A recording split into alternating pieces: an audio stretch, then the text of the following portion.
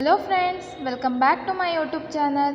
ಸೋಮವಾರದ ಸಂಚಿಕೆಯಲ್ಲಿ ಪುಟ್ಟಕ್ಕನ ಮಕ್ಕಳು ಏನಾಗುತ್ತೆ ಅಂತ ಹೇಳಿ ಒಂದು ಚಿಕ್ಕದಾಗಿ ಪ್ರೋಮೋನ ನೋಡ್ಕೊಂಡು ಬರೋಣ ಬನ್ನಿ ಫ್ರೆಂಡ್ಸ್. ಅದಕ್ಕೂ ಮುಂಚೆ ಯಾರ್ಯಾರಿನ್ನೂ ನಮ್ಮ ಚಾನಲ್ಗೆ ಸಬ್ಸ್ಕ್ರೈಬ್ ಆಗಿಲ್ಲ ದಯವಿಟ್ಟು ಸಬ್ಸ್ಕ್ರೈಬ್ ಆಗಿ, ಹಾಗೂ ಈ ವಿಡಿಯೋ ನಿಮಗೆ ಇಷ್ಟ ಆದರೆ ಒಂದು ಲೈಕನ್ನು ಮಾಡಿ, ನಿಮ್ಮ ಅನಿಸಿಕೆಗಳನ್ನು ತಪ್ಪದೇ ಕಮೆಂಟ್ ಬಾಕ್ಸ್ನಲ್ಲಿ ತಿಳಿಸಿ ಅಂತ ಹೇಳ್ತಾ ಈ ವಿಡಿಯೋನ ಸ್ಟಾರ್ಟ್ ಮಾಡ್ತಿದ್ದೀನಿ. ಪ್ರೋಮೋದ ಶುರುವಿನಲ್ಲಿ ಜಡ್ಜ್ ಸಾಹೇಬರು ಕಾಳಿ ತಂದುಕೊಟ್ಟ ವಿಡಿಯೋ ಸಾಕ್ಷಿಗಳನ್ನ ನೋಡಿ ಪರಿಗಣಿಸ್ತಾರೆ. ಏನ್ರಿ, ಅಮಾನುಷವಾಗಿ ಒಂದು ಹೆಣ್ಣಿನ ಜೀವನವನ್ನು ತೆಗೆಯೋದಕ್ಕೆ ಹೊರಟಿದ್ದೀರಾ? ಇದಕ್ಕೆ ಯಾವ ಶಿಕ್ಷೆ ಇದೆ ನಿಮಗೆ ಗೊತ್ತಾ ಅಂತ ಕೇಳಿದರೆ ಆಗ ಕೌಸಲ್ಯ ಮತ್ತು ಸುಕುಮಾರ್ ತಡಬಡಿಸ್ತಾ ಇರ್ತಾರೆ.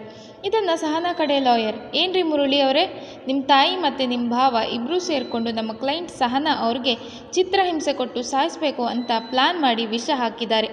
ಇದನ್ನು ನೀವು ಸಹನಾ ಅವರು ಹೇಳಿದರೂ ಕೂಡ ನಂಬದೇನೆ ಅವರು ಮಾನಸಿಕ ಖಿನ್ನತೆಗೆ ಒಳಗಾಗಿದ್ದಾರೆ ಅಂತ ರಿಪೋರ್ಟ್ ಬೇರೆ ಅಲ್ಲ ಸುಳ್ಳು ರಿಪೋರ್ಟ್ ಬೇರೆ ಸಬ್ಮಿಟ್ ಮಾಡ್ತೀರಾ, ಇವಾಗೇನು ಹೇಳ್ತೀರಾ ಅಂತ ಕೇಳ್ತಾರೆ.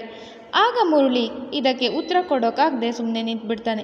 ಯಾಕಂದರೆ ತಾಯಿಯನ್ನು ಅಷ್ಟು ನಂಬಿದ್ದ ಮುರಳಿ ಆ ಸಾಕ್ಷಿ ನೋಡಿ ಅವನು ಮಾತಾಡೋದಕ್ಕೂ ಕೂಡ ಮುಖ ಇಲ್ಲದೆ ಇರೋ ಥರ ಆಗಿತ್ತು.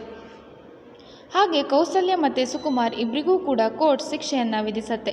ನಂತರ ಮುರಳಿ ಮತ್ತು ಸಹನಾ ವಿಚ್ಛೇದನದ ಮೊಕದ್ದಮೆಯನ್ನು 6 ತಿಂಗಳ ಕಾಲಾವಧಿಗೆ ಮುಂದೂಡಲಾಗುತ್ತಿದೆ ಅಂತ ಜಡ್ಜ್ ತೀರ್ಪು ಕೊಡ್ತಾರೆ. ಆಗ ಸಹನಂಗೆ ತುಂಬ ಬೇಜಾರಾಗುತ್ತೆ. ಯಾಕಂದರೆ ಸಹನಂಗೆ 6 ತಿಂಗಳ ಅವಧಿಯ ಅವಶ್ಯಕತೆ ಇರೋದಿಲ್ಲ. ಇನ್ನು ಇವರಿಬ್ಬರಿಗೂ ಸಮಯ ಕೊಟ್ಟಿದ್ದಕ್ಕೆ ಎಲ್ಲರೂ ಖುಷಿಪಟ್ಟರೆ ಸಹನಾ ಬೇರೆ ರೀತಿಯಲ್ಲಿ ವರ್ತಿಸ್ತಾಳೆ. ಜಡ್ಜ್ ಇದ್ದರು, ಮುರಳಿ ಮತ್ತು ಸಹನಾ ನಿಮ್ಮಿಬ್ಬರಿಗೂ ಅರ್ಥ ಆಗಿದೆ ಅಂತ ಅನ್ಕೋತೀನಿ.